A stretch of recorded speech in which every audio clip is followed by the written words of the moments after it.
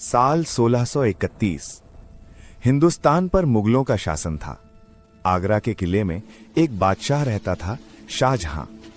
ताकत, दौलत और सल्तनत सब कुछ उसके पास था, लेकिन किस्मत ने उससे उसका सबसे कीमती सहारा छीन लिया।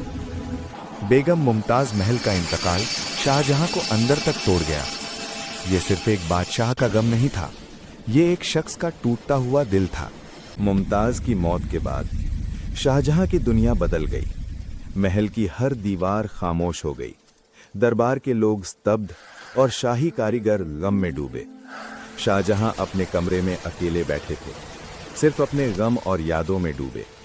लेकिन धीरे धीरे उनके दुख के बीच एक विचार उभरा। अगर मैं अपनी मुमताज की याद को हमेशा के लिए जीवित रखना चाहता हूं, तो मैं उसके लिए कुछ ऐसा बनाऊंगा जो सदियों तक प्यार का प्रतीक बने। और उसी क्षण शाहजहां ने तय कर लिया, मुमताज की याद में सफेद संगमरमर का ताजमहल बनाना होगा। दुख अब प्रेरणा में बदल गया और इतिहास।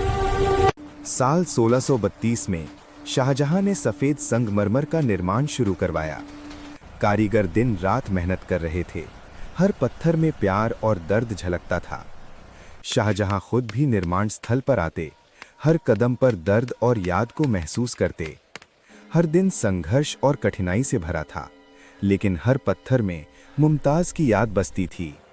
कई सालों तक धूप, धूल और कठिनाइयों के बीच इस महान प्रेम का सपना धीरे धीरे आकार ले रहा था। दुख अब प्रेरणा में बदल चुका था और इतिहास।